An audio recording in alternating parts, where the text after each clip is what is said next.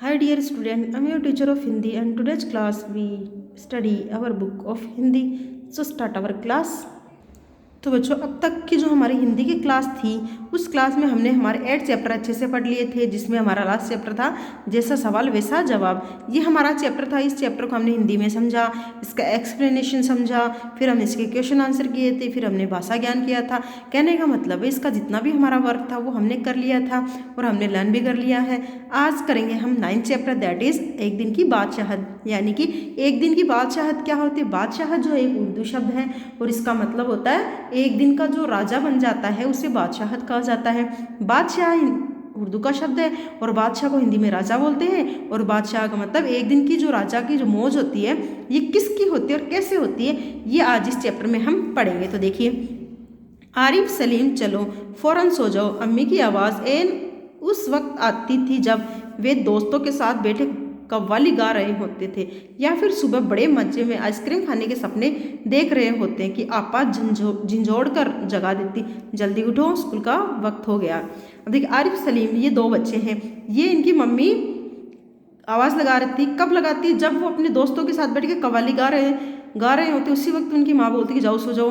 और सुबह जब वो आइसक्रीम खाने के सपने देख रहे होते, आपा का मतलब होता है बड़ी बहन। बड़ी बहन उसी वक्त जगाती है जब वो सुबह सुबह आइसक्रीम के सपने देख रहे होते हैं। उस वक्त उनकी जो बड़ी बहन है उनको जगा देती है।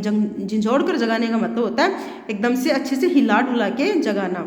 दोनों की मुसीबत में जान थी, हर वक्त पाबंदी, हर वक्त तकरार, अपनी मर्जी से चू भी न कर सकते थे। कभी आरिफ को गाने का मूड बनता तो भाईजान डांट देते, चुप होता है या नहीं, हर वक्त मेंढक की तरह टर्राए जाता है।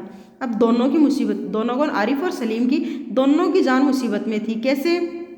उनके ऊपर हर वक्त पाबंदी, यानी कि पाबंदी लगती थी, ये करो वो मत करो, ये करो, ये सब उनकी पाबंदियाँ थी। हर वक्त तकरार, तकरार का मतलब होता है एक दूसरे से टकराते, यानी कि बातों का आपस में झगड़ा, बातों से झगड़ा, या फिर अपनी मर्जी से चूं, यानी अपनी मर्जी का वो कुछ भी नहीं कर सकते थे। कभी आरिफ के गाने का मूड बनता तो भाईजान, यानी उसके जो बड़े भाई थे, वो आरिफ अगर कभी गाने की इच्छा करता तो वो भाईजान डांट देते कि चुप क्यों नहीं होता है, सारा दिन मेंढक की तरह टर्राई जाती है, यानी मेंढक जैसे बोलता है वैसे बोले जाता है। बाहर जाओ तो अम्मी पूछती बाहर क्यों गए, अंदर रहते तो दादी चिल्लाती हाय मेरा दिमाग फटा जा रहा है शोर के मारे, अरे रजिया जरा इन बच्चों को बाहर हाँक दे, जैसे बच्चे न हुए मुर्गी के चूजे हो गए। अब जैसे ही वो कभी बाहर जाते तो उनकी अम्मी क्या बोलती, अम्मी मतलब जो उनकी माँ थी वो क्या बोलती कि बाहर क्यों गए थे, प्रश्न पूछती। जब वो अंदर रहते तो उनकी दादी डांटती उनको, कितना बोलते हैं, इतना शोर मचाते हैं कि मेरा तो सर दुखे जा रहा है। और वो रजिया कौन थी, उनको बोलती कि इनको बाहर हाँक दे। हाँकने का मतलब होता है जानवरों को जब पीछे से दौड़ाया जाता है तो उसे हाँकना कहा जाता है। तो बच्चे क्या बोलते हैं, जैसे हम कोई मुर्गी के बच्चे हैं जो हमें बाहर हाँक दो, यानी बाहर भेज दो। दोनों घंटों बैठकर इन पाबंदियों से बच निकलने की तरकीबें सोचा करते। उन दोनों से तो सारे घर को दुश्मनी हो गई थी, लिहाजा दोनों ने मिलकर एक योजना बनाई और अब्बा की खिदमत में एक दरखास्त पेश की कि एक दिन उन्हें बड़ों के सारे अधिकार दे दिए जाए और सब बड़े छोटे बन जाए। अब देखिए, अब दोनों बच्चे थे वो परेशान हो गए थे। क्यों? क्योंकि उनको कुछ भी उनकी मर्जी का नहीं होता था। अगर वो कुछ करते तो बड़े डांट देते, अगर नहीं करते तो उनको वैसे डांट पड़ जाती। तो दोनों ने बैठा और सोचा कि इनके ऊपर जो पाबंदी या लिमिटेशन लगाई गई इनसे हमें बचना चाहिए। तरकीबे का मतलब होता है योजना, कोई उपाय। उन लोगों ने सोचा कि कुछ ऐसा किया जाए कि इनकी जो बार बार में हमारे ऊपर टोक है उनको बंद किया जाए। ऐसा लगता है कि पूरा घर के लोग से उनकी दुश्मनी होगी, हर कोई उनको हर वक्त डांटता रहता, हर वक्त उन पर पाबंदियाँ लगाता। तो दोनों बच्चे बैठे और अपने अब्बा की खिदमत का मतलब होता है उनकी सेवा में, यानी कि उनकी सेवा करने के लिए वो गए। और दरखास्त का मतलब होता है अर्जी पेश की, एप्लीकेशन जिसे आप बोलते हो इंग्लिश में, यानी कि अपनी अर्जी पेश की और कहा कि एक दिन उनको बड़ों के अधिकार दिए जाए, यानी बड़े जो करते हैं वो उनको करने दिया जाए और जो छोटे करते हैं वो उनको दिया जाए। यानी कि उनको जिस प्रकार से छोटों की तरह व्यवहार किया जाता है वैसा वो सब बड़ों के साथ में करेंगे, और जो बड़े हैं वो छोटे बनेंगे और हम जो छोटे हैं वो बड़ों के सारे काम करेंगे। कोई ज़रूरत नहीं है उधम मचाने की। अम्मी ने अपनी आदत के अनुसार डांट पिलाई, लेकिन अब्बा जाने किस मूड में थे कि न सिर्फ मान गए बल्कि यह इकरार भी कर बैठे कि कल दोनों को हर किस्म के अधिकार मिल जाएंगे। अभी सुबह होने में कई घंटे थे कि आरिफ ने अम्मी को झिंझोड़ डाला, अम्मी जल्दी उठिए नाश्ता तैयार कीजिए। अब अम्मी ने तो मना कर दिया, अम्मी की तो आदत थी, यानी उनकी जो माँ थी उनकी तो आदत के अनुसार उन्होंने बोल दिया कि कोई ज़रूरत नहीं है ऐसे कुछ बेकार काम करने की। उद्यम का मतलब होता है मस्ती करना, तो कहा ऐसे बेकार काम करने की कोई ज़रूरत नहीं है। लेकिन पता नहीं अब्बा यानी उनके पिताजी जो थे, पापा जो थे, वो पता नहीं कैसे मूड में थे, तो उन्होंने कहा ठीक है, तुम्हें बड़ों के अधिकार दिए जाएंगे और बड़ों को सबको छोटा बना दिया जाएगा। यानी कि एक दिन के लिए उनको बड़ों के जितने भी कार्य वो करने होंगे और बड़े जो हैं वो छोटों के कार्य करेंगे। अब इकरार भी कर बैठे, यानी कि उस बात को मान बैठे कि कल उनको जो भी है अधिकार, बड़ों के सारे अधिकार मिलेंगे। अभी सुबह होने में कई घंटे थे, लेकिन अब जैसे कि उस आरिफ और सलीम की अम्मी उनको झिझोड़ कर सुबह उठा देती थी, ठीक वैसे ही आरिफ ने भी अपनी मम्मी को एकदम से हिला डुला के जगाया, जल्दी जगाया और कहा उठिए और नाश्ता तैयार कीजिए।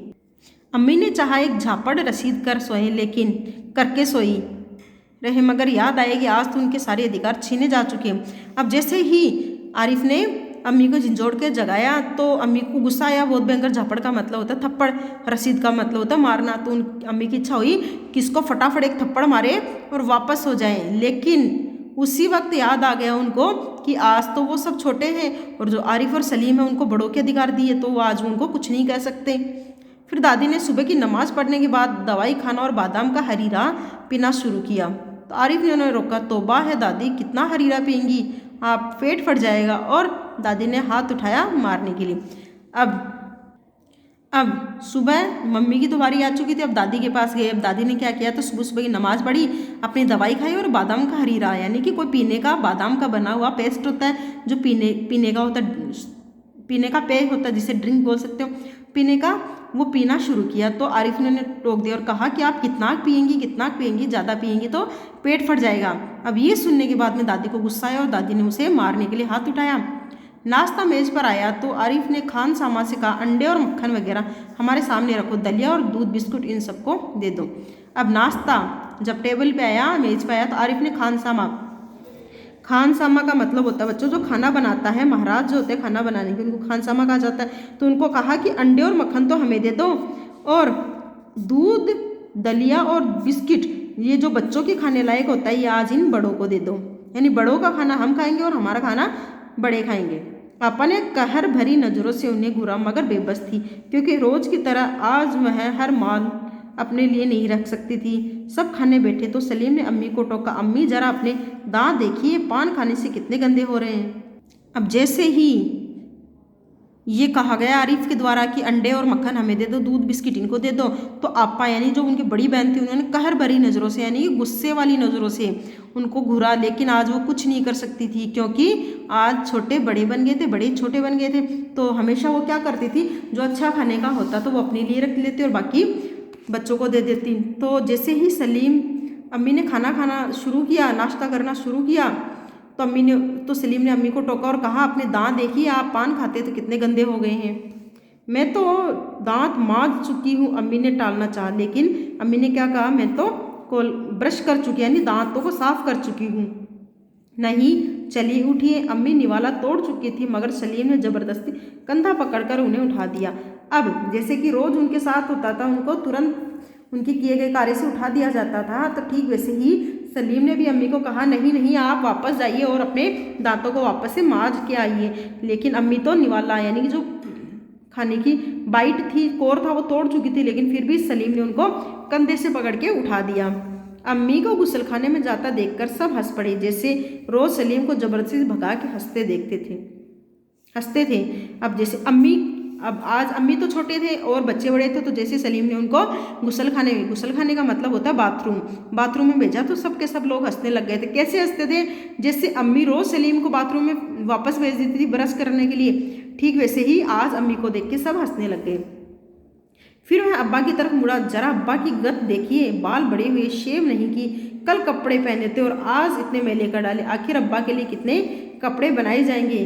अब बारी आई थी अम्मी के बाद में किसकी, अब्बा यानी पापा की बारी आई थी। तो सलीम ने अब्बा की तरफ देखकर कहा, गत यानी हालत, कहा देखिए अपनी कैसे हालत बना रखी, बाल बड़े हुए, शेविंग नहीं करी है, कल जो कपड़े पहने उनको आज ही गंदा कर लिया, तो आपके लिए कितने कपड़े बनवाए जाएंगे। ये जो शब्द है वो रोजाना बच्चों के लिए बोले जाते थे, तो आज बच्चों ने वही शब्द बड़ों के लिए इस्तेमाल किए। यह सुनकर अब्बा का हंसते हंसते बुरा हाल हो गया। आज ये दोनों कैसे सही नकल उतार रहे थे सबकी, मगर फिर अपने कपड़े देखकर सचमुच शर्मिंदा हो गए। अब पहले तो उनको खूब खूब हंसी आई कि जैसे वो बच्चों को बोलते थे ठीक वैसे ही बच्चों ने उनकी नकल उतार के बोली। तो पहले तो खूब हंसे, लेकिन बाद में जब उन्होंने अपने कपड़े देखे तो उनको सच में शर्मिंदगी महसूस हुई कि हाँ, मैं तो सचमुच मैंने कपड़े गंदे कर लिए हैं।